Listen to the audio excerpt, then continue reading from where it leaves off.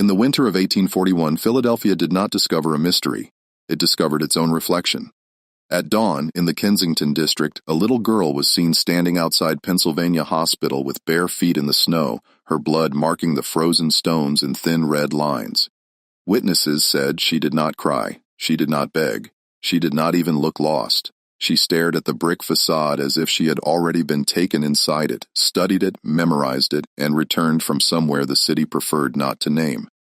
When people approached her, expecting the frightened speech of a child, she answered in the language of the operating room. She described surgical instruments. She spoke of incisions, pulse, fever, and anatomy with a calm that made healthy men step back. That is how this story begins. Not with care, not with charity, not with medicine, but with a child already processed by a system that knew exactly how to hide itself. If you're listening from a city with old hospitals, old docks, or old family secrets, comment where you're listening from below. By the time the public noticed her in the snow, the crime was already complete. Her name was Sarah Montgomery. In some records, the surname appears altered. In some private notes, the name is shortened, clipped, reduced to an initial, as if the first step in erasing a child is trimming away the parts that prove she belongs to someone. She was 8 years old. She came to Philadelphia with her parents, Bridget and Seamus Montgomery, in September 1840, part of that great human drift pushed across the Atlantic by hunger, debt, and the old habit of power feeding on the poor.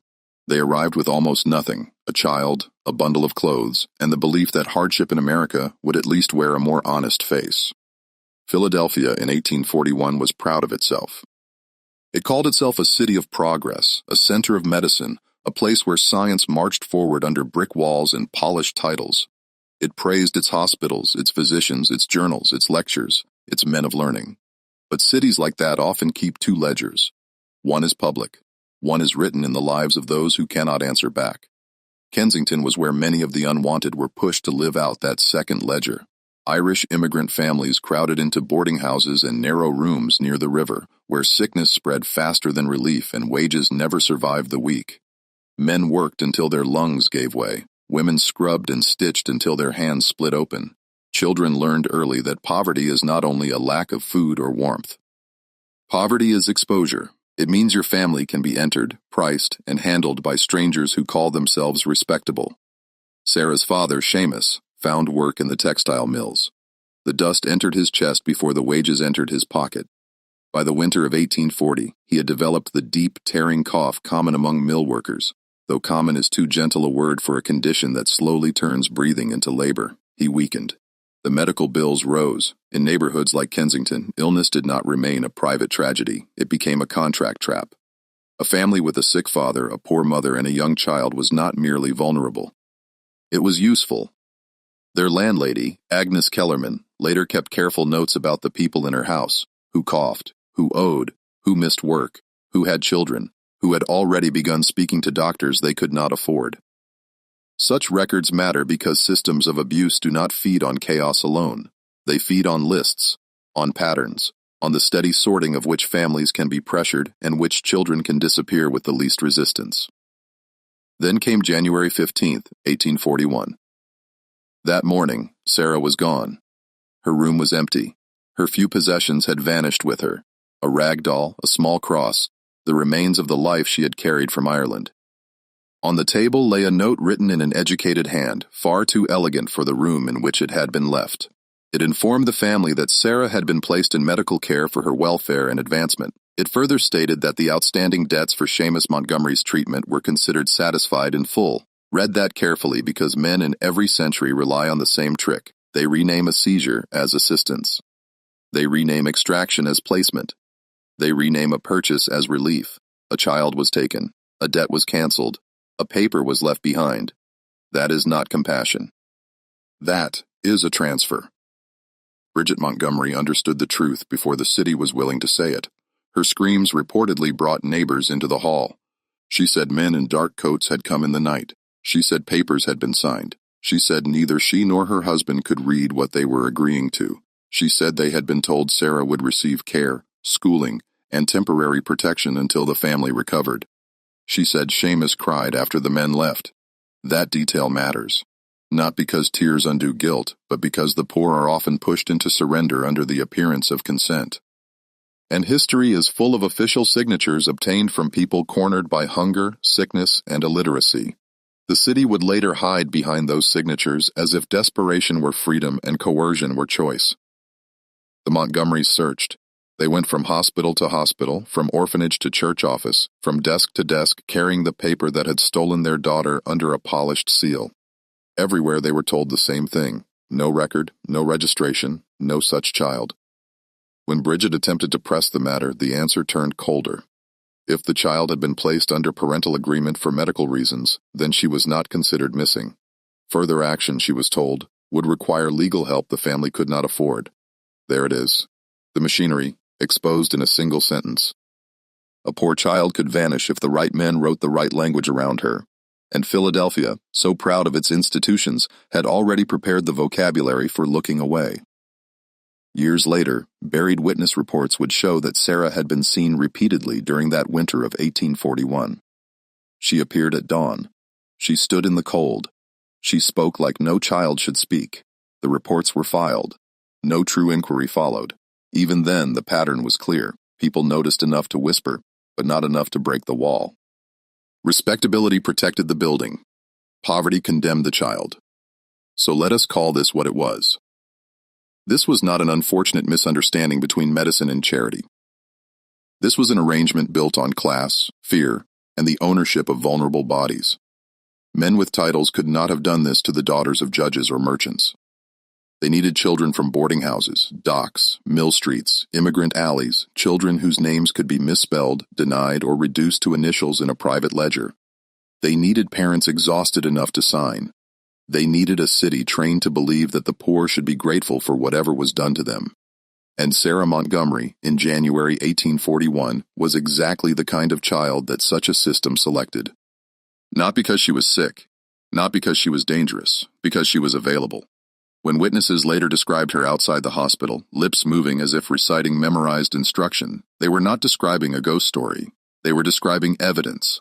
A child had gone in as someone's daughter and come back speaking the language of those who had claimed authority over her mind.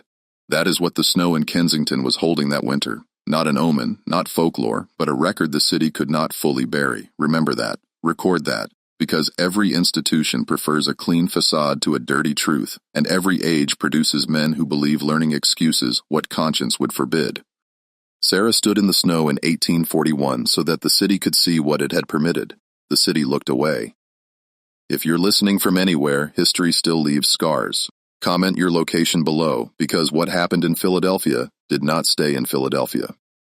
On the morning of January 15, 1841, the Montgomery family learned what poor families in great cities have always been forced to learn. When power wants your child, it rarely arrives with chains. It arrives with paper. Sarah Montgomery was gone before sunrise. The room in the Kensington boarding house was stripped of every small thing that proved a child had lived there. Her rag doll was gone.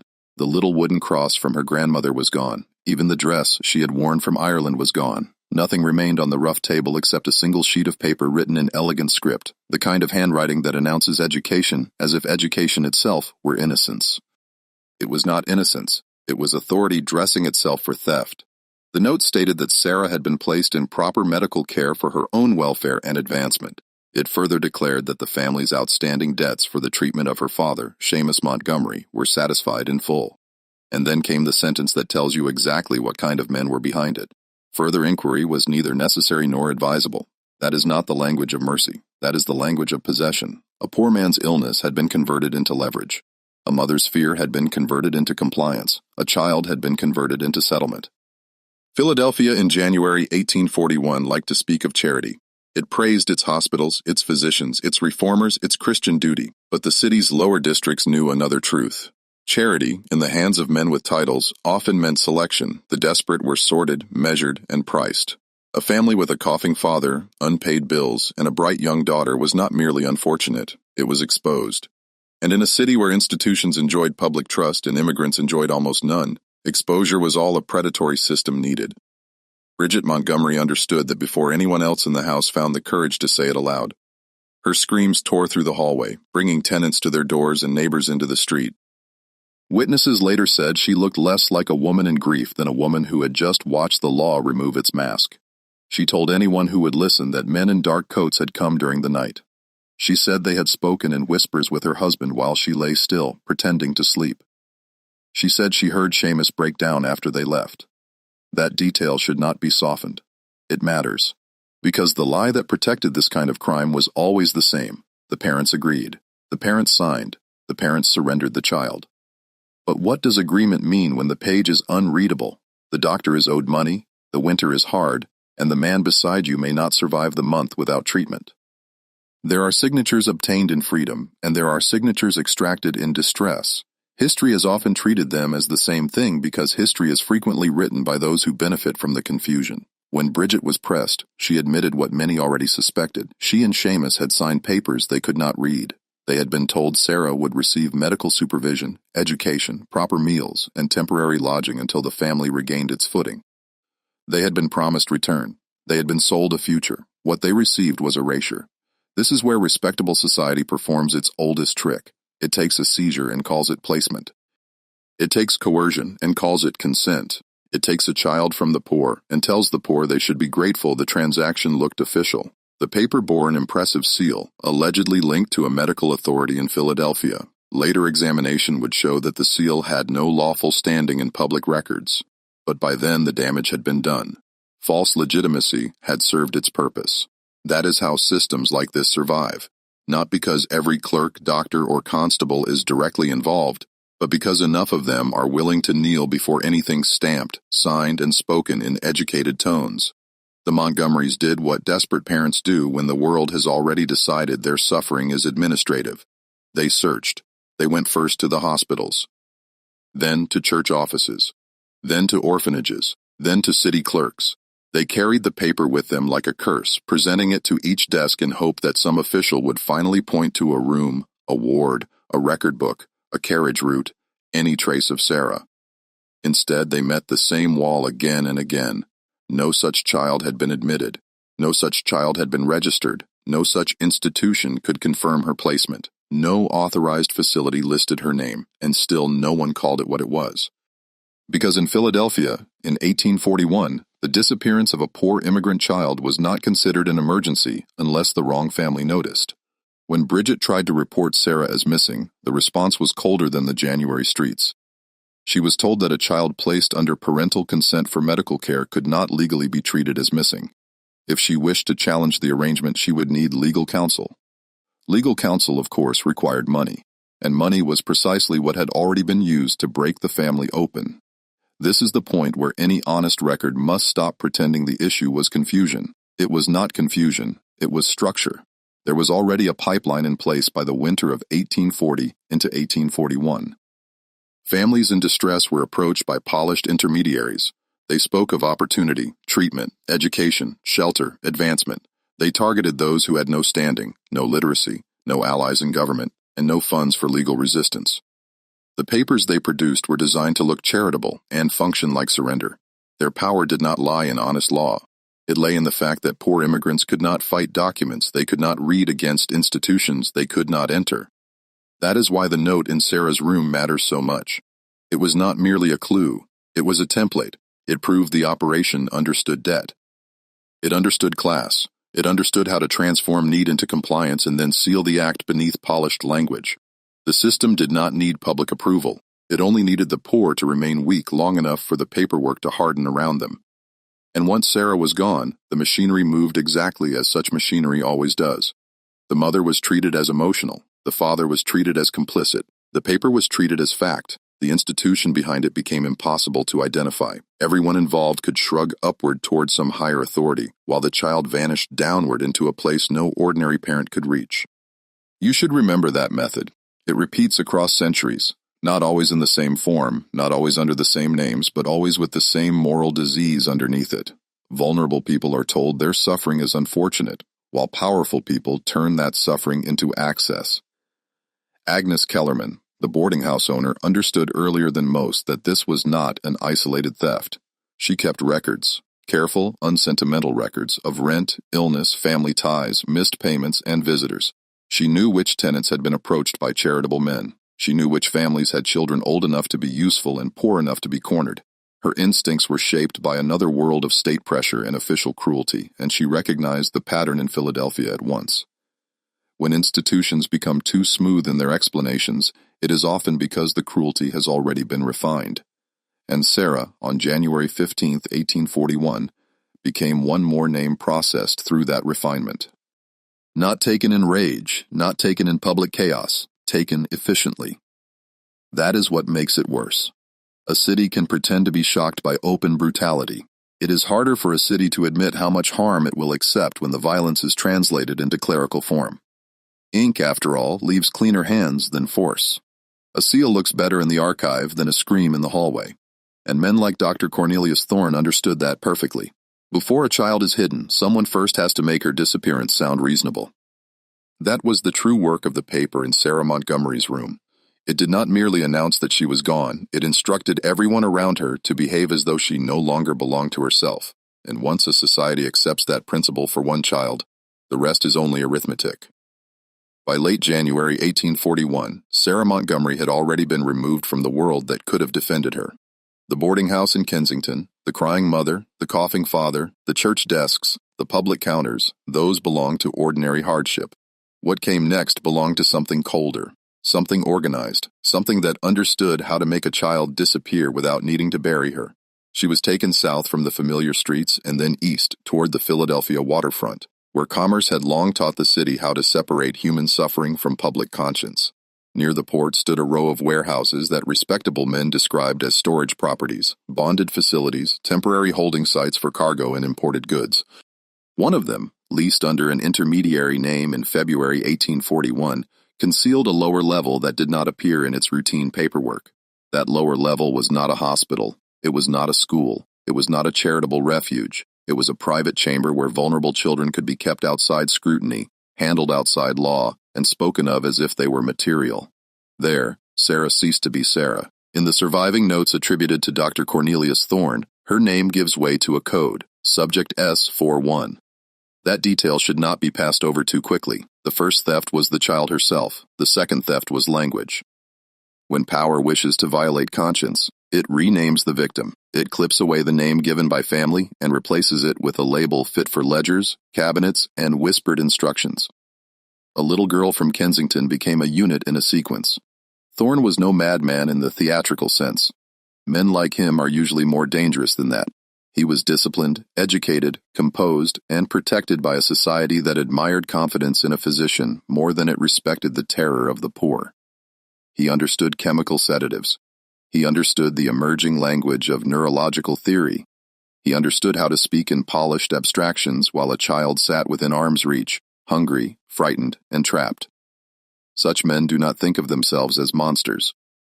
They think of themselves as exceptions. That is how they survive in public life. Sarah arrived in confinement before the end of January 1841. The basement chamber was windowless except for a narrow vent set high into the stone, too small to provide a real view of the outside. A cot, a wash basin, a chair with restraints built into its arms, shelves holding bottles of tinctures and powders, trays of instruments, slates for copied lessons. No one reading the room honestly could have mistaken it for care. It was a site of control. The records describe a strict routine beginning in the first week of February. Sarah was woken at irregular hours to break her sense of time. Her meals were controlled. Her sleep was interrupted. She was given measured doses of laudanum to sedate her, then stimulated back into forced alertness. Small quantities of mercury compounds were introduced under the explanation of treatment and observation. Again and again, the body of a child was made to carry the burden of adult vanity. Men wanted discovery. Men wanted novelty. Men wanted proof that mind, memory, and obedience could be altered under controlled conditions. It is one of history's ugliest patterns that ambition often arrives in the vocabulary of advancement. Do not dignify this by calling it harsh medicine. This was domination in a clinical coat. Sarah was not alone in the building for long. The transport notes, fragmentary, incomplete, but consistent in tone, indicate other children were moved through the same network during February 1841, most from immigrant districts and poor wards where records were weakest and questions could be discouraged. One boy is referenced only as M, age 6, another as female, Dockside Parish. Their names were not worth preserving to the men who used them. That is how exploitation cleans itself, first by separating the victim from the family, then by separating the record from the name. The Port District made this easier. Docks train a city to think in shipments. Goods come in. Goods go out. Crates are marked, transferred, signed for, and forgotten. In such an environment, secrecy does not need dramatic concealment. It needs routine, a wagon at dusk, a crate ledger, a man with papers, a physician's seal. Enough ordinary motion around the extraordinary crime, and the public eye learns to slide right past it. By the middle of February 1841, Thorne's notes shifted from intake to method. Sarah was tested for recognition, recall, verbal repetition, and compliance under changing chemical states. She was shown diagrams of bones, organs, and surgical tools. She was made to repeat terminology well beyond the natural vocabulary of any child. When she hesitated, the pattern of deprivation resumed. When she performed correctly, she was granted warmth, broth, or rest. The design is plain enough. This was not teaching in any moral sense. It was the manufacturing of conditioned response. And the city above ground still called men like this benefactors. There is a habit in polite history of pretending that the poor suffer mainly from neglect. But neglect is only half the truth. The other half is use. The poor, the immigrant, the unlettered, the isolated. These populations are not only abandoned. They are studied, processed, traded through private channels, and made available to institutions that would never dare use the same methods on the protected classes. In 1841, Philadelphia had both the language of enlightenment and the appetite of a system built on unequal lives. Sarah entered that appetite in a cellar by the docks. One entry dated February 21, 1841, is especially damning. It notes that subject S41 had begun to answer to redirected cues more readily than to her own name. Consider what that means. A child's ordinary self was being pressured into retreat. The natural reflex toward home, mother, father, and childhood was being crowded out by artificial structures imposed for observation. It is not enough for such systems to hold the body. They seek compliance from the mind because mental surrender flatters the operator with the illusion of mastery. That same week, a woman identified in scattered references as Eliza Ward, likely a nurse, attendant, or hired keeper, recorded that Sarah still cried in her sleep when left undisturbed. That detail matters because it restores the truth the formal notes tried to erase. Beneath the language of response, compliance, and subject stability, there was still a frightened 8-year-old child. The institution could rename her, schedule her, medicate her, test her, and isolate her. It still could not make the conscience of the record disappear entirely. Sometimes the human fact leaks through in a side note, a whimper heard through a door, a refusal to eat, a child reaching half awake for someone who is not there. By late February into early March 1841, Sarah was being moved between sedation and forced concentration with increasing precision. She was told to identify objects by touch: scalpel, forceps, bone saw, needle, thread. She was drilled on body parts, symptoms, and procedural terms until the vocabulary detached from experience and became reflex. This is how a child ends up standing barefoot in the snow outside Pennsylvania Hospital speaking like a surgeon. It does not happen by miracle. It happens by repetition under pressure, by isolation, by chemical manipulation, and by the old institutional arrogance that mistakes compliance for transformation. Thorne's backers remain only partly visible in the fragments, but no man leased property, acquired supplies, moved children, forged institutional authority, and maintained secrecy near the Philadelphia docks in 1841 without assistance. That is another lie history likes to tell: the lone villain, the solitary aberration. No. Operations like this require clerks who do not ask, portmen who do not report, attendants who obey, colleagues who suspect and remain silent. Silence is never passive in such cases. Silence is labor. Silence is infrastructure. And Sarah, in those basement weeks of February 1841, was forced to live at the center of that infrastructure. The moral lesson here is not complicated, though comfortable people often pretend it is. Whenever a society teaches itself that some children can be handled as cases before they are recognized as souls, the descent has already begun. Once need becomes eligibility and poverty becomes permission, every polished institution is only one rationalization away from cruelty. That is what the warehouse by the port reveals. Not a strange exception. A system stripped of its excuses. By the time March approached, Sarah Montgomery had already been deprived of family, name, ordinary sleep, ordinary speech, and the protection that should belong to any child by right. She was being turned into proof of concept for men who believed status could bleach the stain from what they were doing. But no title cleanse it. No ledger cleans it. No medical language cleans it. A child was taken into a cellar in Philadelphia in 1841 and taught to answer like an instrument. Everything else is decoration around that fact. By March 1841, the men holding Sarah Montgomery in the basement near the Philadelphia docks had achieved what institutions of power often mistake for success. They had not healed a child. They had altered her usefulness. That distinction matters. A city may forgive brutality if it is dressed as progress. A profession may excuse moral failure if it can attach the word study to it. But when an 8-year-old girl is cut off from family, sleep, ordinary speech, and the right to refuse, what follows is not education. It is conditioning. It is the slow replacement of a child's natural self with a version that serves the ambitions of others. By the first week of March 1841, Sarah was no longer being treated merely as a subject under restraint. She was being trained as a responsive instrument. Dr. Cornelius Thorne's notes, however polished their language, reveal the change. The early entries focus on sedation, compliance, and sensory control. The later ones become more ambitious. He wanted retention. He wanted precision. He wanted a child who could absorb and repeat the language of surgery as though it had grown naturally in her. He wanted proof that the mind of a frightened child could be broken down, reordered, and made to perform. And Sarah, isolated in that stone room, was made to bear the cost of his vanity. The routine hardened in March. She was woken before dawn, not every day at the same hour, but according to a schedule designed to break pattern and weaken resistance. A child deprived of reliable time begins to live inside the will of whoever controls the lamp, the key, and the tray of food. That was the point. Morning broth came only after verbal drills. Rest came only after accurate responses. Warm blankets followed obedience. Silence followed hesitation. It is an old system. Reward what serves control. Withhold what preserves dignity. Sarah was shown rows of surgical instruments until the names attached themselves to shape and weight. Scalpel, forceps, retractor, needle, thread, saw, probe, tourniquet. First she repeated the words badly in the uncertain mouth of a child. Then she repeated them with correction. Then without correction. Then on command, even when half awake. By the middle of March 1841, Thorne's notes record that she could identify tools by touch when blindfolded. That detail was not recorded out of compassion. It was recorded as triumph. Listen carefully to the ugliness of that triumph.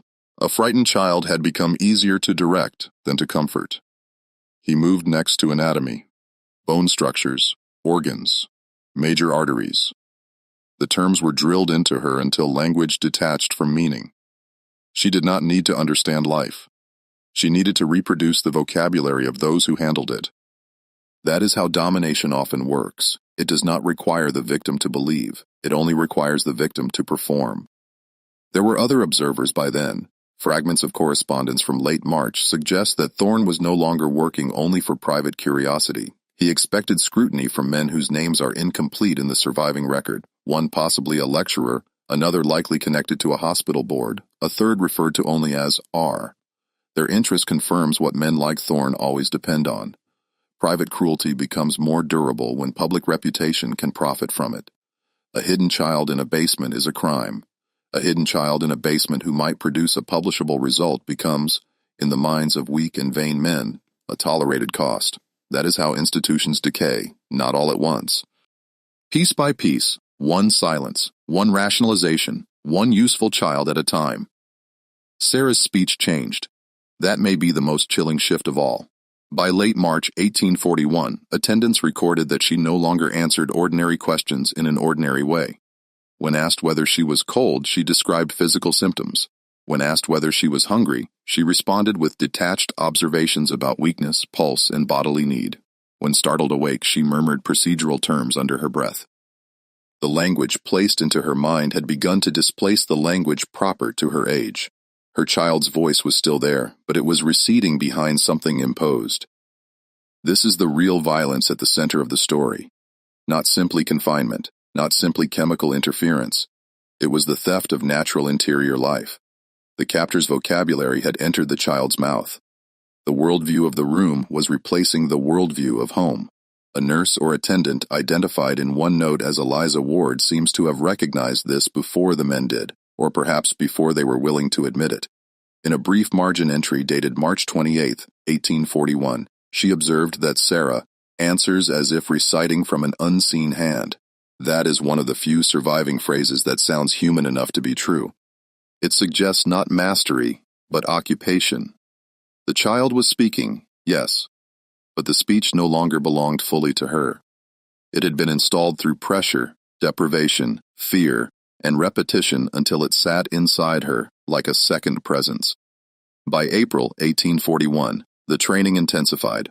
Thorne introduced object recognition trials, verbal correction sessions, and longer intervals of enforced wakefulness. Sarah was made to sit upright and repeat entire chains of anatomical terms without pause. Errors were met with deprivation. Correct recitation was followed by short periods of gentler treatment, as though mercy itself could be made into a leash. She was told to classify wounds, name symptoms, and predict the progression of fever using phrases memorized from adult instruction. One entry notes that she described the signs of inflammation with remarkable composure. But composure in a child under total control is not a sign of health. It is often evidence that fear has gone inward, and inward fear is very convenient for those who wish to appear clean, because by then, above ground, no one in respectable Philadelphia was rushing to stop this. The city still honored hospitals, physicians, and charitable boards. It still trusted men with credentials more readily than mothers with grief. It still assumed that if a child had vanished under paper and seal, some superior judgment must be involved. That is what makes these cases so instructive. The evil is not sustained by one basement alone. It is sustained by the social reflex that bows before status and questions the poor only after the damage is done. Sarah's body also began to change under the strain. Reports mention weight loss, pale skin, intermittent tremor, and periods of vacant stillness. Yet Thorne treated these not as warnings but as data.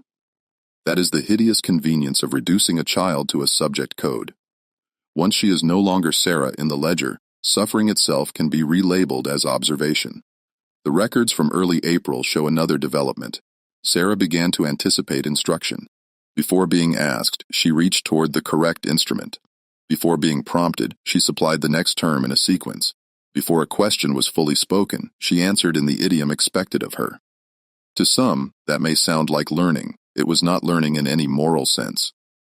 It was submission refined into reflex. There is a lesson here worth stating plainly. When people praise discipline without asking who benefits from it, they often end up admiring the machinery that harms the weak.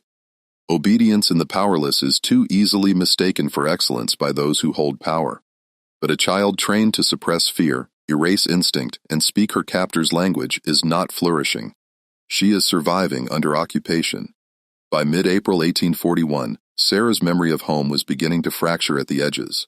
In one recorded exchange, she reportedly failed to answer at once when asked her mother's name, yet could immediately list the order of instruments laid out on a tray. That is not because she loved steel more than family. It is because the human mind, when cornered and controlled, clings to the pattern most necessary for survival. The men around her created a world in which correct repetition brought warmth and error brought distress. Under such conditions, memory itself becomes political. The child remembers what the system rewards, and still, beneath all that, signs of resistance remained. She cried in sleep. She sometimes refused broth after difficult sessions. On at least one occasion in April, she reportedly whispered for her mother when left alone in darkness. That whisper matters. It proves the child was not transformed into something else by miracle or destiny. She was being forced, layer by layer, into performance. The original self had not vanished. It had been driven underground, which is why the later sighting outside Pennsylvania Hospital was so devastating. When Sarah stood in the cold and spoke like a surgeon, the city heard strangeness. What it should have heard was evidence. No child acquires such speech naturally from winter air and brick walls. Someone put that language there. Someone rehearsed it into her. Someone found it useful that an 8-year-old girl could be made to sound like a clinical instrument. By the end of April 1841, Dr. Cornelius Thorne had convinced himself he was proving something grand about memory, discipline, and human plasticity. In truth, he was proving something much older and far uglier. Once a society decides certain children can be used rather than protected, Cruelty quickly learns to speak in the language of science. Sarah Montgomery was never his discovery. She was his accusation. On April 3, 1841, the first real crack appeared inside the machinery. It did not come from conscience. Men like Dr. Cornelius Thorne rarely stop because conscience awakens. They stop when a method begins to threaten the reputation built around it. In a private note dated April 3, 1841, attributed to Dr. Elias Hartwell, a physician connected to Thorne's circle, the language shifts from confidence to alarm. Sarah Montgomery, still recorded in internal papers as Subject S41, was described as altered beyond stable control. Her recall remained precise, her conditioned responses remained strong. But the result no longer looked clean enough to present as triumph. The child had begun to carry the evidence too visibly. That is one of the oldest truths in institutional wrongdoing. The problem is not the suffering itself. The problem is when the suffering starts to show. By early April 1841, Sarah was no longer merely a hidden child in a basement room near the Philadelphia docks. She had become a living contradiction in the center of Thorne's work. She could identify surgical tools by touch. She could repeat medical terminology with unnatural speed. She could answer ordinary questions in the vocabulary of the operating room. But this did not prove mastery. It proved injury. A child of 8 was speaking like a trained instrument, and anyone with eyes unblinded by vanity could see that the so-called breakthrough was a mark of violation, not brilliance. Hartwell seems to have understood that before Thorne did, or at least before Thorne was willing to admit it. The surviving lines are cold but revealing. Sarah's behavior, he wrote, cannot remain confined to controlled exhibition. In other words, the child could no longer be trusted to perform only when and how the men wanted. She had begun to speak in fragments outside session. She startled attendants by reciting procedural phrases in sleep. She responded to touch with rehearsed diagnostic language. What they had built was not a miracle of discipline. It was a wound that had learned to talk. That same month, in Kensington, another kind of record was taking shape above ground. Agnes Kellerman, the Montgomery's landlady, had already suspected that Sarah's disappearance was not an isolated case. By April 1841, suspicion hardened into pattern. She began comparing conversations from boarders, priests, dock workers, widows, and mothers who had all told versions of the same story. A child falls ill, or a father does. A man with polished manners appears. Papers are offered. Treatment is promised. Debts soften. Records blur. A child vanishes. No office admits responsibility. No clerk can locate the file. Each case, taken alone, can be explained away. Together they become a system, and systems always leave repetition behind. Agnes was not a scholar. She did not hold office. She had no newspaper column, no legal standing, no title that could make Philadelphia listen. What she had was discipline, memory, and a refusal to let educated men define reality for her. She began writing names on scraps, then into a ledger. Families from the river wards, Irish surnames altered in registration books, a boy last seen near a church clinic, a girl said to be placed after her mother's fever worsened, another child linked to a sealed letter and canceled rent. Agnes was doing what institutions refuse to do when they are implicated. She was counting. That matters morally. Evil grows best where the vulnerable remain uncounted. By late April 1841, Agnes had found an ally in Rebecca Stanwood, a Quaker widow with access to parish charities, burial committees, and women's relief circles. Rebecca had a quieter manner than Agnes, but a sharper reach. She understood something that poor families often learn too late. Official archives are never the whole archive. The true record of a city's abuses lives in kitchens, prayer circles, washrooms, docks, and tenement hallways long before it reaches any courtroom. Rebecca began gathering what respectable society dismissed as rumor: names, dates, illnesses, missing days, men seen in dark coats, seals on paper that could not be traced. Cart routes leading toward the waterfront. By May 1841, the ledger had become more than grief. It had become evidence. Nearly 9 missing children could be tentatively linked through overlapping details: immigrant families, debt pressure, a medical pretext, disputed consent, vanished records, and the same districts where public notice was weakest. The names varied in surviving accounts: Mary O'Doyle, Tomasz Bilak, Ellen Hargreaves, Peter Keene. But the pattern did not. These were not the children of Philadelphia's protected classes. They were children from alleys, mills, dockside chapels, boarding rooms, and parish relief lists. In other words, They were children selected precisely because the city had already trained itself to see them as administratively fragile. The language of placement did much of the work. Remember that word. The paper in Sarah Montgomery's room had used it. So had other notices, according to Agnes's ledger. Placement, care, temporary educational custody, medical advancement. These phrases did not exist to protect children. They existed to numb objection. Whenever exploitation wants to survive in civilized society, it first acquires a bureaucratic accent. It speaks softly, stamps boldly, and leaves victims to scream in a language no office respects. Meanwhile, Sarah remained in confinement through May and into June 1841. Though the records suggest her role was changing, she was no longer only a subject of trial. She was becoming a danger to the men who held her. Her memory had sharpened in strange ways. She could reportedly detect compounds by smell. She recognized the sound of particular bottles being uncorked. She watched attendants more closely. On at least one occasion in June, she corrected a dosage instruction muttered by a junior assistant before the man himself finished speaking. That detail is crucial. The child had absorbed more than terminology. She had begun to understand the pattern of the room. This is where exploitation often turns inward. When a system conditions a person to survive, that person sometimes learns enough to threaten the system itself. Hartwell's concern deepened. By June 1841, he is believed to have warned that continued detention of Sarah created procedural hazard. Again, the phrasing is revealing. Not moral wrong, not cruelty. Hazard. Men like this rarely condemn the act. They fear exposure. Sarah had become exposure-made flesh. The very child Thorne intended to use as proof of mastery now carried proof of the operation's corruption. She knew the odors, the rhythms, the routines, the hands, the words. She had been forced into intimate familiarity with the mechanism. That made her dangerous. Above ground, Agnes and Rebecca were reaching the same conclusion from the other side. By July 1841, their tally approached 15 children plausibly tied to the same network. Some had vanished after family illness, some after contact with charitable intermediaries, some after brief appearances at clinics or church-linked aid points. A few names dropped out of the ledger because the trail ended too cleanly, and that itself is suspicious. The disappearance of records is not absence. It is often labor. Someone removes what would otherwise connect the dots. The two women also began hearing the same name in whispers. Thorne. Never fully. Never in a public room. Never from anyone secure enough to testify openly. But enough fragments appeared to suggest a physician operating behind the shield of private research and medical privilege. Men in his orbit were said to move between lecture halls, pharmacy suppliers, and dockside properties. Rebecca traced charitable deliveries that seemed to exceed any lawful patient count. Agnes found that wagon sightings near the waterfront matched nights when children were last seen in Kensington. None of this yet reached official force, because official force is often the last institution to admit what ordinary people already know. But the moral shape of the case was now visible.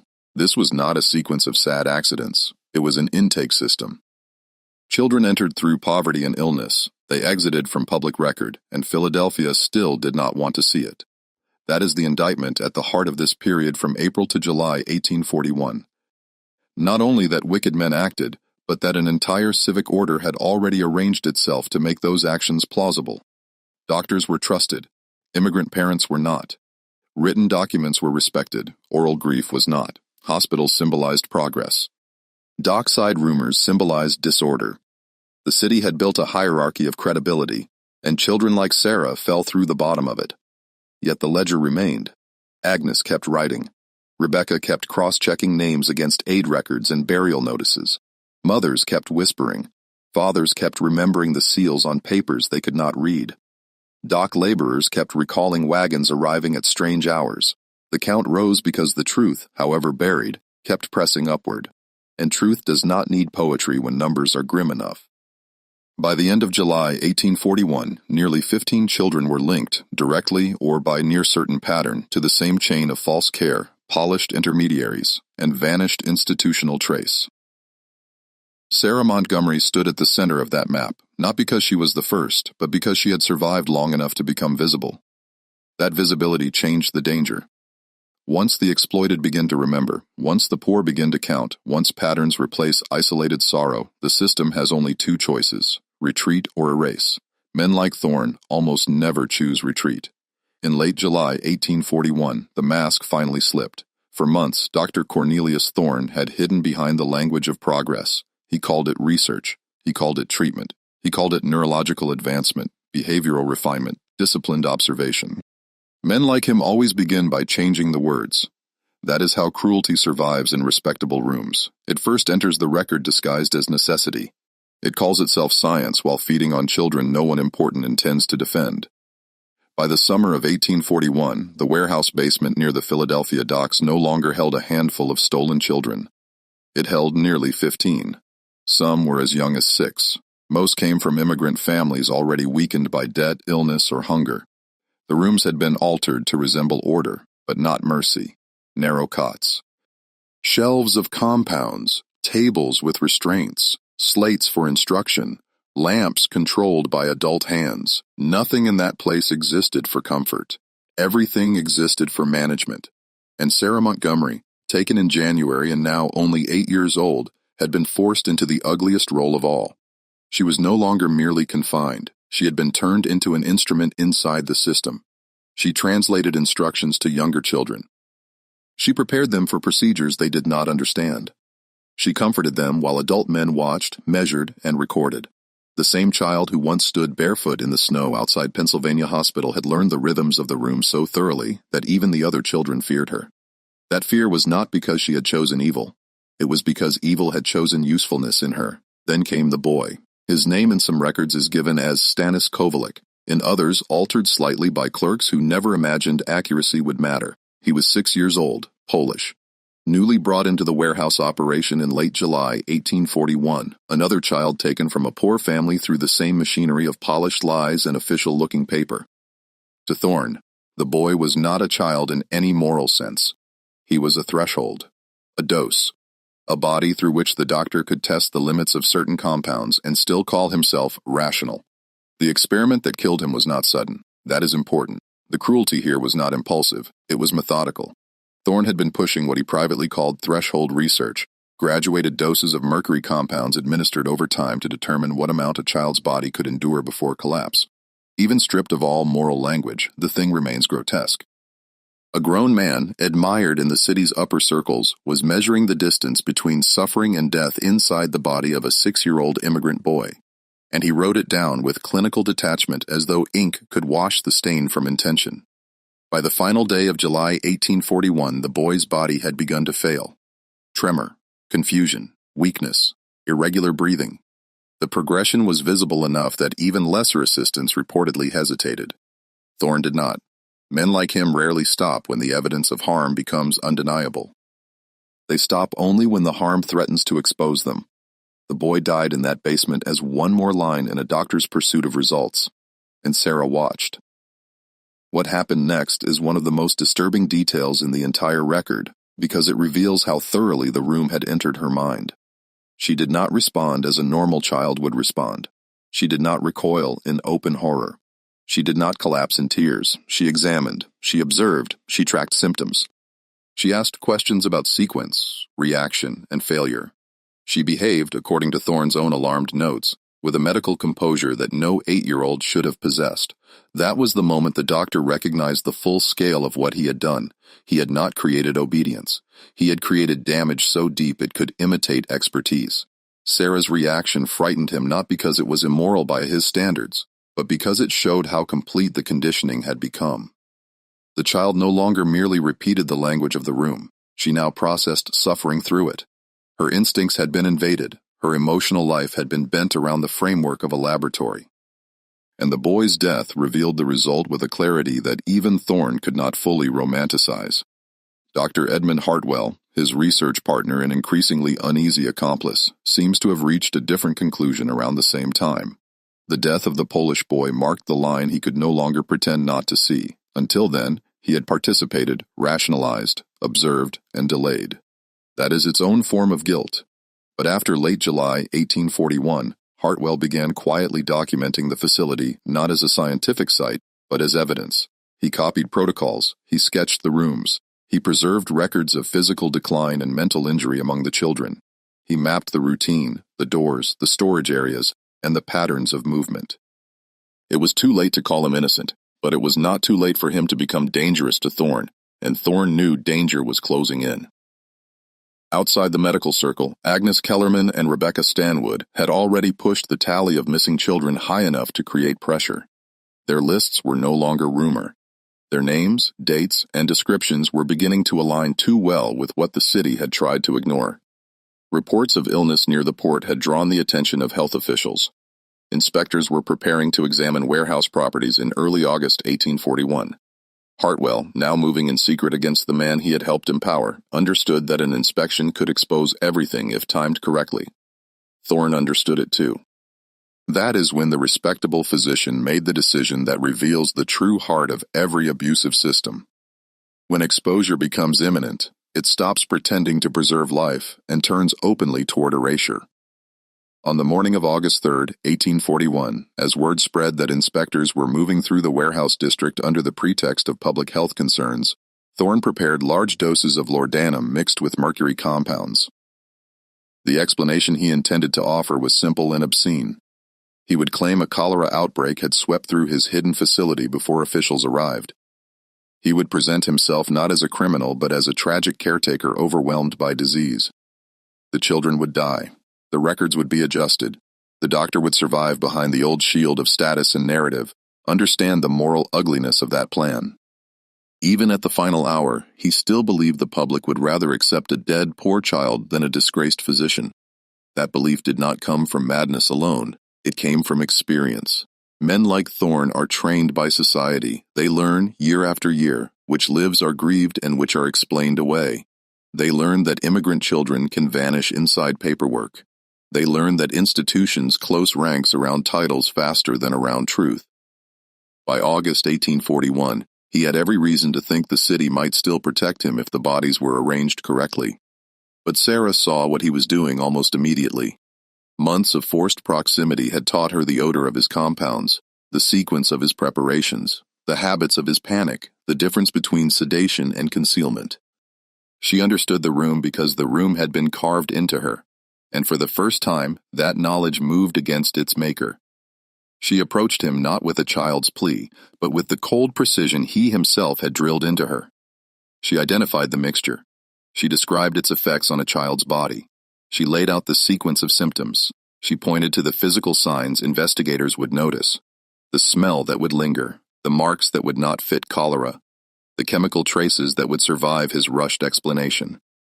She dismantled his plan point by point with the kind of calm that should have shamed every adult who had helped build that basement. It did not come from heroism in any simple sense. The truth is darker than that.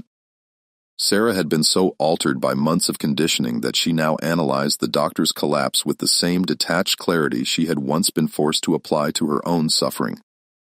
She was trying to stop him, yes, but she was also reading him, measuring him, understanding him as one more case under pressure. That is what makes the moment unbearable. The child could only resist using the very tools he had burned into her. The other children watched in silence, too frightened to speak. Some cried, not only from fear of dying, but from the deeper horror of seeing what had become of the oldest among them. Sarah stood there, small and composed, speaking with the authority of a physician and the broken interior life of a stolen child. She had become the most complete evidence of the crime in the room, and Thorne, for perhaps the first time, seems to have grasped that no paper, no title, and no polished explanation could fully contain what he had made. Before the doors opened, before the inspectors entered, before the city saw even a fragment of the truth, the moral center of the story had already been exposed. The worst damage was not only to bodies, it was to conscience. A child had been taught to think like her captor because adults with education decided the poor could be used as raw material. That is not medicine. That is dominion. And by the morning of August 3, 1841, dominion was beginning to lose control of its own evidence. In August 1841, the system did what such systems always do when the wall begins to crack. It tried to bury the evidence faster than the truth could speak. The inspectors reached the warehouse district under the official excuse of public health. On paper, they were tracking the possibility of cholera along the Philadelphia waterfront. That was the respectable version. The real pressure came from too many missing children, too many whispers from Kensington, Too many names written in private ledgers by people the city had underestimated. Agnes Kellerman had counted.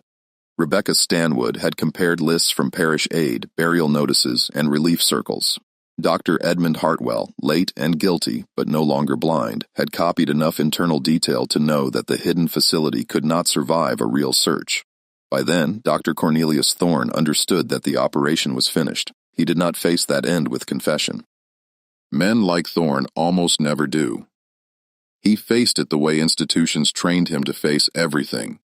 With concealment, with narrative control, with the belief that dead poor children are easier for society to process than disgraced powerful men. He still intended to pass the basement off as a tragedy of disease. He still believed that if the rooms were arranged correctly and the records adjusted quickly enough, the city would accept the easier lie. But the lie did not hold. Accounts differ on the exact sequence of the final hour on August 3, 1841, but the essential facts remain steady. The inspectors entered. The hidden rooms were exposed. The children were found alive, though in varying states of physical weakness and mental distress. 11 were formally recovered that day. 11. That is the number history accepted because history likes neat numbers. It likes totals small enough to archive. It likes closure. But closure is often a polite fraud. 11 were recovered. That does not mean 11 were all there had ever been. Sarah Montgomery was among those taken out. Witnesses later said she looked less like a rescued child than a surviving record. Thin. Pale. Watchful. Too calm in some moments. Too distant in others. She identified shelves, bottles, tools, and rooms with unnerving precision. She answered questions in fragments of medical language that made even trained men uncomfortable. At times, she seemed to understand the nature of the facility better than the adults around her. At other moments, she withdrew completely, as though the child called Sarah had been pushed deep behind a locked interior door. That is what prolonged domination does. It does not simply wound the body. It reorganizes the spirit around survival. Thorne never made it to a true public reckoning. Before the case could harden into prosecution, he was dead. Some reports say apoplexy, some suggest poison, some imply panic, collapse, or self-inflicted ending. The exact mechanism matters less than the pattern. A central figure in a hidden system died before standing fully inside the light of accusation. This too is familiar in history. The architect disappears, and institutions begin to speak of complexity, confusion, unfortunate excess, tragic misjudgment. Anything, really, except the plain fact that a man with credentials used children as material. His death did not cleanse anything. If anything, it protected too many others. Because Thorne had not acted alone, he could not have. Hidden rooms near the port, forged seals, transport routes, pharmaceutical supplies, falsified entries, coached intermediaries, cooperative attendants.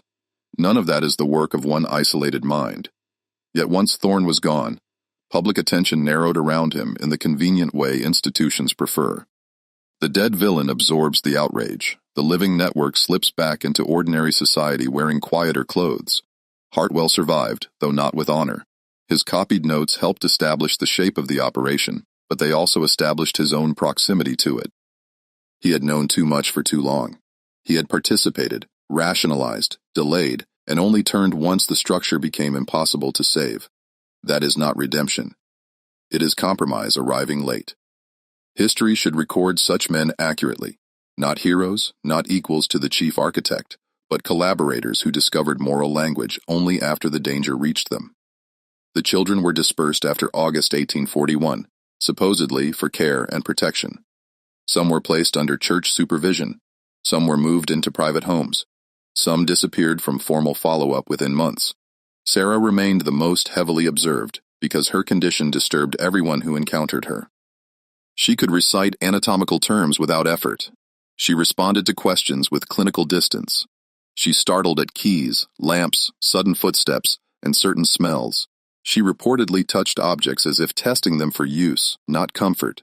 Those around her did not always know how to read what they were seeing, but the truth was simple enough. She had survived the basement.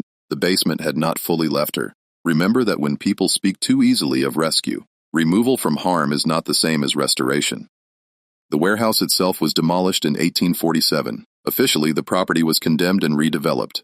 Publicly, the story was softened. Private irregularities, unlicensed detention, improper medical methods.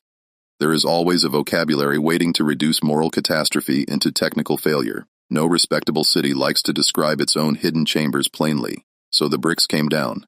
The cellar vanished. The ground was repurposed. And Philadelphia, as cities often do, tried to build over what it had permitted. But burial is not erasure. It is only delay. In the 1920s, fragments of Sarah Montgomery's later writings reportedly surfaced in family-held papers and private collections. Whether every line attributed to her is authentic is less important than the continuity of voice. A woman who remembered too much, too sharply, and without any sentimental illusion about what had been done to her. She did not describe her childhood as a strange episode of medical overreach. She described theft, training, confinement, the taking of a child's natural voice and the installation of another. Her testimony, even in broken pieces, matters because it refuses the old public lie that the powerful merely went too far. No, they crossed a line they had already decided did not protect children like her. In 1943, witness materials resurfaced again, letters, copied statements, ledger fragments, and secondary recollections from church and aid circles, enough to reawaken the case, though not enough to produce full legal reckoning.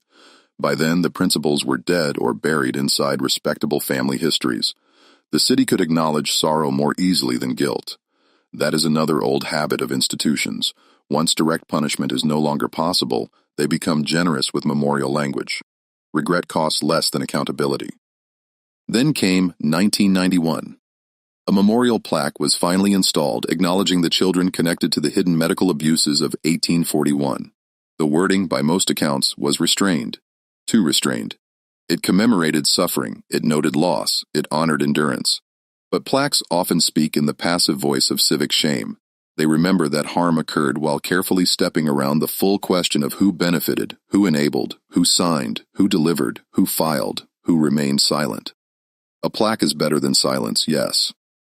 But a plaque can also become a final act of control. The institution chooses the wording, chooses the frame, chooses how much truth the dead are allowed to keep. So let us say what the plaque likely did not say plainly enough. Philadelphia in 1841 allowed a network of educated men and respectable intermediaries to treat poor immigrant children as usable bodies. Debt, disease, illiteracy, and social rank were turned into access points. Papers replaced consent. Titles replaced conscience. Silence replaced duty.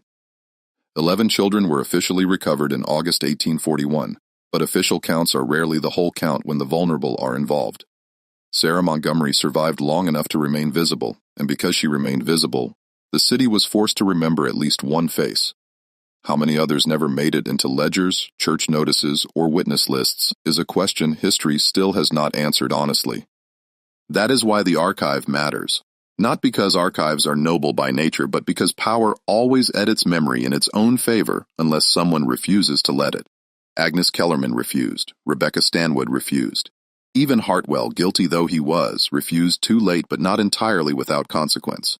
Sarah herself, altered and burdened beyond what any child should bear, became the strongest refusal of all. She stood as proof that beneath every polished justification was a child who had belonged first to herself and was treated as if she belonged to the system. That is the lesson worth keeping. Institutions do not bury records because nothing happened. They bury them because too much did. They do not soften language because the facts are unclear. They soften it because the clear version condemns the living along with the dead, and they do not build memorials decades later out of pure moral awakening.